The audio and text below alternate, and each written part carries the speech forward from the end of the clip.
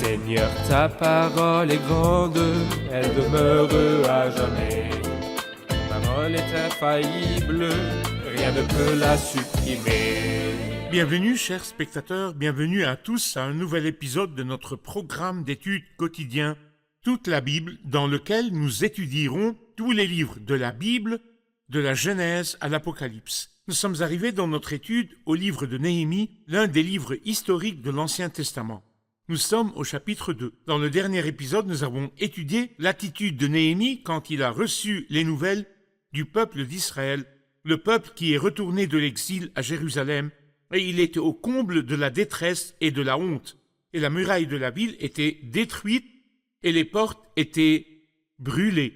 Néhémie a écouté, s'est assis, il a pleuré, a porté le deuil, a jeûné, a prié et il a placé le tout devant le Seigneur. C'est sûr qu'il recevra une réponse. Quelle était cette réponse? Nous l'apprendrons dans l'épisode d'aujourd'hui. Je voudrais, avant de commencer, accueillir mes invités, les serviteurs du Seigneur, que j'ai l'honneur d'accueillir au studio. Frère Nahamia Nathan, bienvenue. Merci. Frère Isaac Elia, bienvenue. Merci beaucoup. Et je voudrais aussi accueillir nos invités que nous avons avec nous. Frère Nahamia, je lirai les versets 1 à 8 du chapitre 2. Je lirai et je vous poserai ensuite une question. Au mois de Nissan, la 20e année du règne d'Artaxerxès, comme il me fallait servir du vin au roi, je l'ai pris et le lui ai donné. Jamais encore je n'avais paru triste en sa présence. Le roi m'a demandé, « Pourquoi as-tu mauvaise mine? Tu n'es pourtant pas malade. » Ce ne peut être qu'une peine de cœur. Saisi d'une très grande frayeur, je lui ai répondu, « Que le roi vive toujours. Comment pourrais-je avoir bonne mine lorsque la ville qui abrite les tombeaux de mes ancêtres est en ruine et que ses portes ont été dévorées par le feu? » Le roi m'a demandé, « Que voudrais-tu » J'ai alors prié le Dieu du ciel et répondu au roi, « Si tu le juges bon et si moi, ton serviteur, j'ai obtenu ta faveur, j'aimerais que tu m'envoies en Juda vers la ville qui abrite les tombeaux de mes ancêtres pour que je la reconstruise. » Le roi et la reine, assise à ses côtés, m'ont alors demandé « Combien de temps ton voyage durerait-il et quand serais-tu de retour ?» Ainsi le roi s'est montré disposé à me laisser partir et je lui ai indiqué un délai.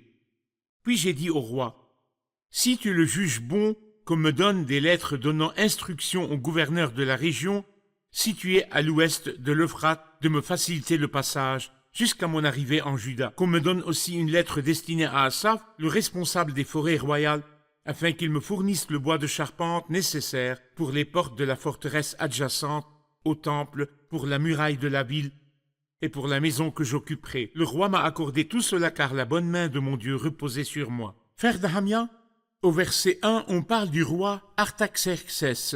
Oui. Qui est ce roi? Que savons-nous à son sujet? Le roi Artaxerxès est le 4e roi de l'Empire perse.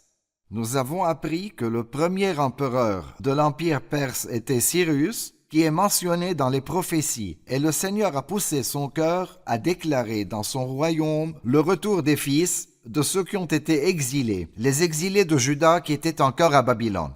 Artaxerxès est le 4e roi, et c'est lui qui a ordonné à Néhémie, en fait, il a demandé à Néhémie de retourner à Jérusalem en tant que messager du roi et gouverneur de Jérusalem.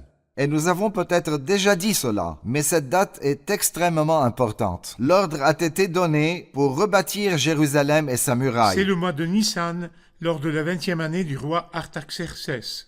Oui, parce que ceci marque le début de l'accomplissement de la prophétie des 70 semaines, la prophétie de Daniel chapitre 9. Cette prophétie dit qu'entre l'ordre de la restauration de Jérusalem et sa reconstruction, jusqu'au Messie, le roi, il y aura 69 semaines d'années.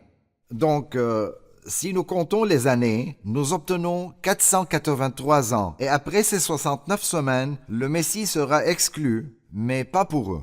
Et en vérité, cette prophétie n'est pas importante parce qu'elle déclare l'histoire du peuple d'Israël jusqu'avant l'avènement du Christ et son apparition dans la gloire et l'établissement de son royaume, mais parce qu'elle déclare le temps où le Messie sera exclu et n'aura rien, ce qui signifie qu'il sera crucifié et n'aura pas de royaume. Et en effet, 483 ans après la déclaration de l'ordre que Jérusalem sera restaurée, et ça correspond à l'année 33 après Jésus-Christ, la même année où le Seigneur Christ a été crucifié hors de Le Jérusalem. 10e jour du 7e mois, au même moment où l'agneau de la Pâque a été sacrifié. Oui.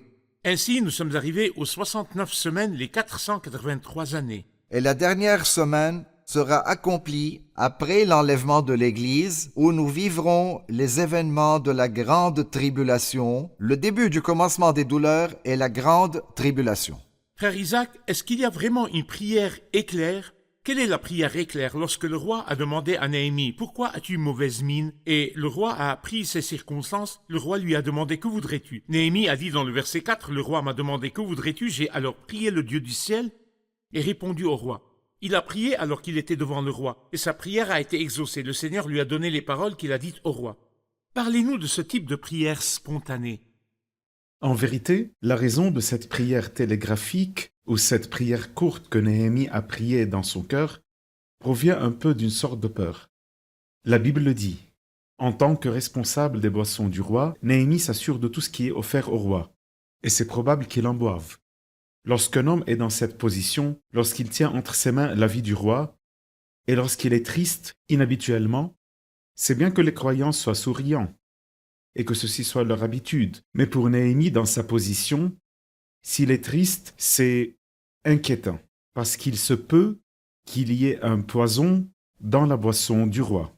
C'est pourquoi la Bible nous dit que lorsque le roi lui a demandé « Pourquoi as-tu mauvaise mine? Tu n'es pourtant pas malade. Ce ne peut être qu'une peine de cœur. » Néhémie a eu peur. Alors il a dit la vérité. C'est le chemin le plus court. Et le roi lui a alors posé la question difficile. Il lui a demandé « Que voudrais-tu » Gardons en tête que ce roi était un empereur, le roi des rois.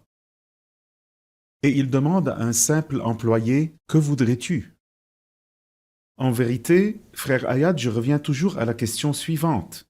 Si aujourd'hui, Dieu me fait une offre, et il me dit « Que voudrais-tu » Tu obtiendras ta demande. Que demanderai-je? Ici, l'empereur donne un chèque en blanc, une carte blanche à un employé. C'est le responsable de ses boissons. Et bien que Néhémie connaissait ses propriétés spirituelles et que sa réponse était prête, il avait prié avant. Il n'était pas pris par surprise. Il a été surpris que le roi lui demande pourquoi il était triste. Puis il a été effrayé, et la réaction normale et inconsciente, dès que le roi lui demande « Que voudrais-tu » serait de répondre « Je voudrais ça et ça ». Mais non. Il a prié. C'est un homme discipliné et dont les émotions sont vraiment équilibrées. Il garde le Seigneur devant lui. Le Seigneur est toujours devant lui. Il sait que ce roi est un roi de rois, mais c'est le roi de tous les rois, le Seigneur des seigneurs, qui influencera le cœur de ce roi et qui agira dans tout. Et donc, il a prié.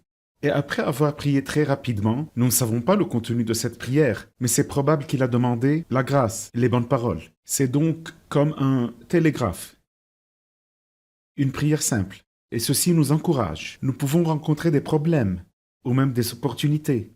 On nous pose des questions surprenantes comme celle-là. Si nous sommes prêts et en communion avec le Seigneur, nous pouvons nous placer devant lui et bien agir, bien parler et bien décider. Nous aurons besoin d'être en communion constante avec le Seigneur. Constamment. Quand nous sommes constamment en communion avec le Seigneur, nous sommes connectés au Seigneur Exactement. constamment. Nous n'avons pas besoin d'aller, de fermer la porte, de lutter, De chercher les frères, de chercher les ministres pour leur pour leur demander de prier pour nous. Nous ferons une pause et puis nous prendrons une question de nos invités. Chers spectateurs, nous nous reverrons après la pause. Restez branchés.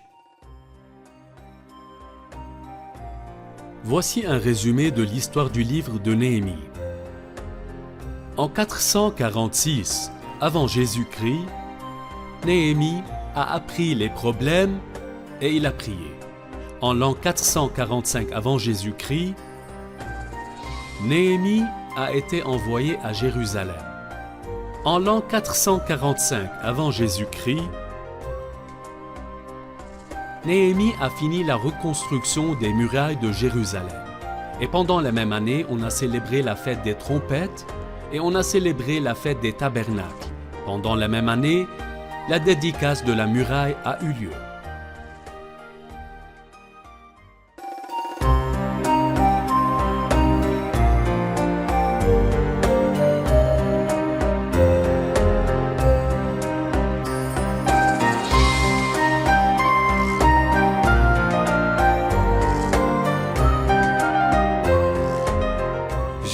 question. Malgré la foi de Néhémie, il a demandé la protection du roi. Bien qu'Esdras, dans une situation similaire, n'a pas demandé de protection. Est-ce que la foi de Néhémie était faible? Dites-nous, est-ce que Néhémie a demandé la protection du roi? Qu'a-t-il demandé exactement? Est-ce que sa foi était faible? Nous lisons les paroles de Néhémie dans le verset 7. « Puis j'ai dit au roi, si tu le juges bon, qu'on me donne des lettres donnant instruction au gouverneur de la région à l'ouest de l'Euphrate de me faciliter le passage jusqu'à mon arrivée en Juda. » En vérité, ce roi était un empereur, donc un roi de rois. Il avait des gouverneurs dans toutes les régions. Qui sont ses sujets? Qui sont ses sujets. Voici ce que Néhémie a demandé. Des lettres au gouverneur de la région à l'ouest de l'Euphrate. Il n'a pas demandé une armée. Mais en tant que messager du roi et en tant que gouverneur de Juda, le roi lui a accordé une protection armée jusqu'à son arrivée à Jérusalem. Mais généralement, Dieu agit différemment avec une personne ou une autre. Et nous ne pouvons pas nous créer des moules et nous ne pouvons pas imiter d'autres croyants. Chacun selon la mesure de foi que Dieu lui a donnée, et il ne faut pas avoir une trop haute opinion de C'est soi-même. bien que vous ayez indiqué que Néhémie n'a pas demandé la protection, mais il a demandé des lettres pour faciliter son passage dans ces régions pour arriver à la région de Juda. Frère Oui, Isaac, oui. dans le verset 10, nous rencontrons deux personnes. Sanballat, le Horonite, et Tobia, le fonctionnaire ammonite, ont appris avec un très grand déplaisir que quelqu'un arrivait pour s'occuper du bien-être des Israélites. Qui sont ces personnes et quelle est leur signification spirituelle dans la guerre spirituelle entre le croyant et l'ennemi? Sanballat signifie la haine. L'autre homme, nommé Tobija, était ammonite, de la lignée de Lot. Et Geshem était arabe. Qui est-ce qui représente la haine envers Dieu et son peuple? Satan. Très bien. Et la lignée d'Ammon qui vient de Lot, c'est la chair. Que signifie la chair? La mauvaise nature présente en tout être humain. La nature humaine La nature déchue. humaine déchue, indépendante de Dieu. Et Geshem, l'arabe, représente le monde. C'est le système du monde qui éloigne l'homme du Seigneur. Lui et Satan, et la mauvaise nature à l'intérieur de tout être humain déchu, sont trois ennemis du croyant qui l'empêchent d'avancer et d'accomplir le but de Dieu. Mais grâce à Dieu, bien qu'il y ait toujours des ennemis, il y a aussi des partisans et des travailleurs, partout dans la Bible, que ce soit dans l'Ancien Testament, comme le cas d'Esdras, ou dans le Nouveau Testament. Il y a des personnes qui ont hébergé l'apôtre Paul et des personnes qui l'ont aidé dans son ministère. Cependant, il avait aussi plusieurs adversaires. Nous ferons donc face aux deux. Cependant, dans tout cela, nous sommes plus que vainqueurs grâce à celui qui nous a aimés. Que Dieu soit remercié, lui qui nous fait toujours triompher en Christ. Le diable existe, mais Christ est plus fort que le diable. Il l'a vaincu, bien sûr. Le monde nous tente, mais le Père, avec son amour, nous donne la victoire. C'est par l'Esprit Saint que nous vainquons la chair et la mauvaise nature. C'est bien de mentionner que le monde est notre ennemi, mais non les personnes. Oui, Nous n'avons aucune exactement. hostilité envers les personnes. Nous aimons tout le et monde. nous n'avons aucun désir de tuer des personnes ou de les détruire.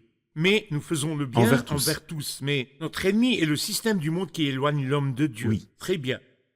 Je pense que nos invités ont un commentaire. Quel est votre commentaire? J'ai une question concernant la prière immédiate. Est-ce que la réponse de Dieu diffère selon la forme de la prière? Est-ce que la réponse à la prière éclair est différente de celle qui est incessante ou celle qui est accompagnée de jeûne?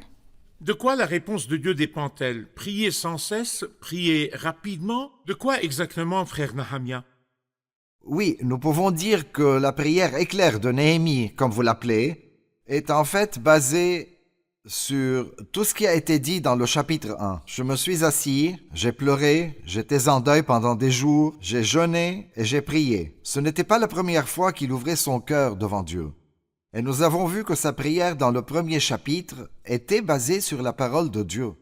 Le Seigneur Jésus nous a appris les conditions pour que la prière soit exaucée. Il a dit, si vous demeurez en moi et que mes paroles demeurent en vous, vous demanderez ce que vous voudrez et cela vous sera accordé. Si nous comprenons vraiment la volonté de Dieu et nous prions pour les choses qui sont en accord avec la volonté de Dieu, en toute humilité et brisement, mais nous prions aussi dans la foi, en priant incessamment, C'est sûr que Dieu répondra. Ce qui signifie que la réponse dépend de l'état du cœur. C'est possible que des personnes prient incessamment, mais leur cœur est éloigné du Seigneur. Ça dépend aussi de la prière elle-même. Si notre prière n'est pas en accord avec la volonté de Dieu, nous ne l'obtiendrons pas. Tout comme Jacques l'apôtre le dit, quand vous demandez, vous ne recevez pas parce que vous demandez mal.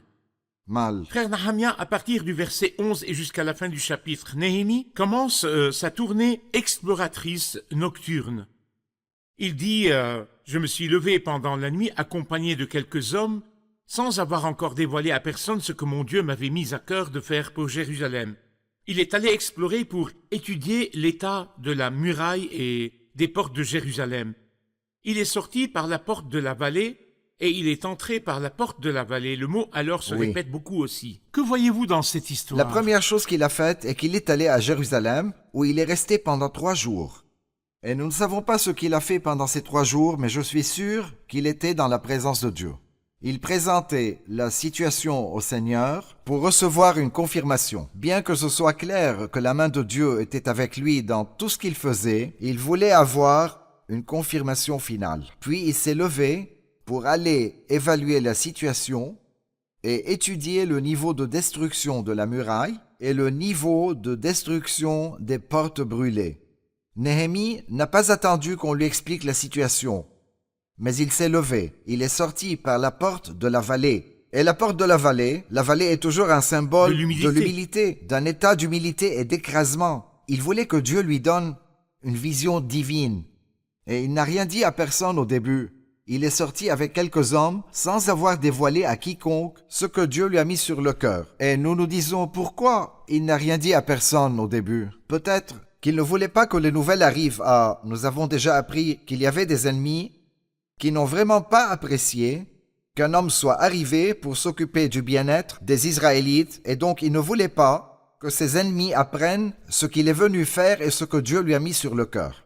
Mais aussi, il voulait être rempli de la vision que Dieu lui a mise sur le cœur, pour que lorsqu'il parle et partage, ce partage soit au bon moment. S'il informe le peuple de son plan prématurément, il y aura beaucoup d'excuses. Les ennemis agiront contre nous. Le peuple est pauvre et tu vas causer beaucoup de problèmes. C'est pourquoi Néhémie a choisi le bon moment pour partager.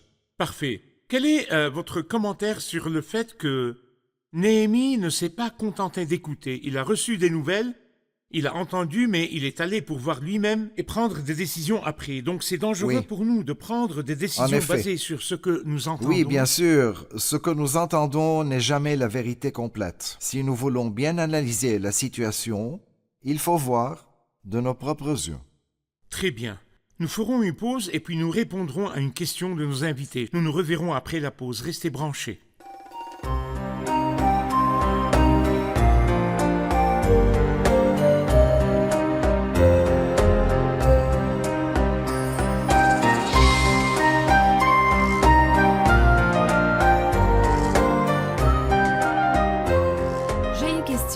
Au verset 20, il dit « Je leur ai fait cette réponse, c'est le Dieu du ciel qui nous donnera le succès. Et nous, ses serviteurs, nous allons nous lever et nous mettre au travail. Quant à vous, vous n'avez ni part ni droit ni souvenir à Jérusalem. » C'est clair que Néhémie était très courageux. Mais d'où provenait tout ce courage et comment pouvons-nous lui ressembler? Quelle est la source du courage de Néhémie et comment pouvons-nous avoir ce même courage? Ce courage a plusieurs raisons. Il résulte du parcours qu'il a suivi. Premièrement, la prière. Néhémie était un homme de prière. Il a passé beaucoup de temps dans la présence de Dieu. Il était courageux devant les ennemis. Élie est un autre bon exemple. Élie qui mettait sa tête entre ses genoux devant le Seigneur. Il priait avec humilité devant le Seigneur. Il était très fort face au prophète du Baal au mont Carmel. Nous lisons cela dans 1 Roi, chapitres 18 et 19. Et ensuite, lorsque Néhémie leur a parlé, il s'est basé sur le fait que le Dieu du ciel est avec lui. Oui. Et il a dit que le Dieu du ciel leur donnera le succès. Faites attention, même si vous, les ennemis, complotez, le Dieu du ciel, pas l'empereur, pas Artaxerxès, est pour nous. Le Dieu du ciel est pour nous. Le Dieu du ciel nous donne le succès. Et comme c'est lui qui nous donne le succès, faites tout ce que vous voulez, peu importe pour nous. Troisièmement, nous avons un rôle. Néhémie est magnifique dans son équilibre. Quelqu'un pourrait dire, mais le Dieu du ciel nous donnera le succès. Seigneur, que ton œuvre réussisse partout. Et bénis tes serviteurs. Et qu'est-ce qu'elle fait? Rien. Elle ne fait rien. Prie, mais elle ne fait rien. Dieu donne le succès, donc c'est fini. Un autre pourrait travailler tout en disant, par la volonté de Dieu, nous bâtirons la ville. Mais seulement si l'on me donne cette responsabilité. Il ne prie pas, et c'est sûr que cet homme ne bâtira rien. Où est donc L'équilibre est dans les deux choses. Nous remarquons l'équilibre dans ce que Néhémie dit. Il leur dit, le Dieu du ciel nous donnera le succès. C'est notre Dieu. C'est son rôle, et il l'accomplira. Mais nous, ses serviteurs, nous allons bâtir. C'est notre rôle. Parfois, nous tendons à aller à l'extrême. Parfois, que dit-on? Le Dieu du ciel nous donne le succès. Dieu donne le succès à ses serviteurs, et nous n'avons rien besoin de faire. Ou l'inverse. Nous sentons que nous allons bâtir, et nous allons faire s'il plaît à Dieu. Mais sans compter sur Dieu, ce n'est qu'un sentiment. Si seulement les frères me permettent d'accomplir cette mission, ou si les frères me plaçaient dans cette position, ce serait ma chance, et je serais merveilleux, alors que je pourrais tout détruire. Les deux sont importants. Dieu fait son rôle, et je fais le mien. La source de tout succès est Dieu, mais il faut aussi que nous Et que remplissions nous notre fassions propre ce que Dieu nous a responsabilité. dit de faire. Excellent, excellent. Je pense que nos invités ont un commentaire. J'ai remarqué que dans le verset 3, Néhémie a dit au roi que le roi vit toujours. Mais nous savons très bien que personne ne vit pour toujours. Est-ce que Néhémie essaie de flatter le roi pour obtenir son assistance ou son support? Qu'est-ce que c'est que ça? De la flatterie. Est-ce que Néhémie essaye de flatter ou est-ce que c'est un compliment innocent et de bon cœur? Dites-nous, qu'est-ce que vous en pensez, frère Isaac? Je pense que c'est un type de salutation royale, comme lorsqu'on dit votre majesté et votre honneur. Que le roi vive toujours. C'est plutôt une expression qui montre un grand respect envers le roi. Et elle était très utilisée en ce temps-là. Elle ne signifie pas littéralement que le roi vivra pour toujours, ni que Néhémie essaye de le flatter. C'est normal que lorsqu'un homme aide un autre, cet autre lui souhaite une longue vie, comme quand nous disons que le Seigneur vous garde. Je suis sûr que vous avez beaucoup appris aujourd'hui. Pourriez-vous partager ce que vous avez appris? J'ai beaucoup apprécié l'idée de la différence entre le système du monde et les hommes. N'aimez pas le monde ni les choses de ce monde, mais il faut aimer les gens, qu'ils soient des croyants ou des pécheurs. Très bien. Quoi d'autre? J'ai aimé lorsque Néhémie n'a rien dit à personne concernant ce que le Seigneur lui a dit. Parfois, l'œuvre de Dieu est confidentielle. Nous faisons ce que Dieu nous dit de faire, et ensuite La l'œuvre apparaîtra au confidentialité jour. entre le Seigneur et nous. C'est bien. Quoi d'autre? Allez-y. C'est très clair que Dieu a placé Néhémie dans un endroit spécifique pour accomplir une mission spécifique. Et Néhémie a très bien accompli sa mission. Et ceci nous donne du courage.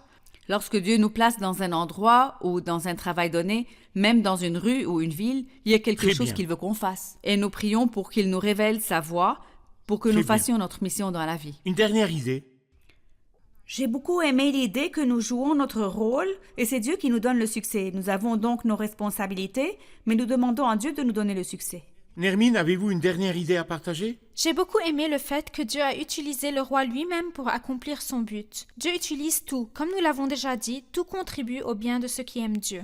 Excellent, je vous remercie. Nous continuerons notre discussion dans le prochain épisode. Serviteurs Merci. du Seigneur, je vous Merci. remercie.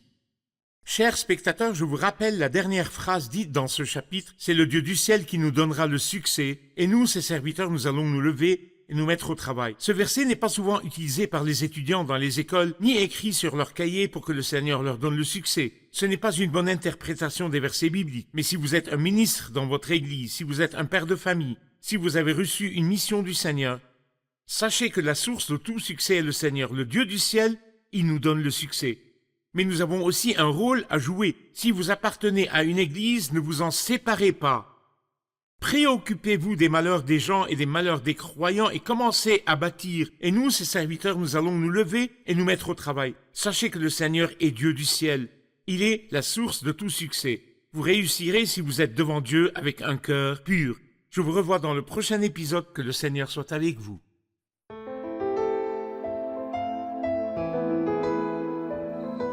Seigneur, ta parole est grande, elle demeure à jamais. Ta parole est infaillible, rien ne peut la supprimer.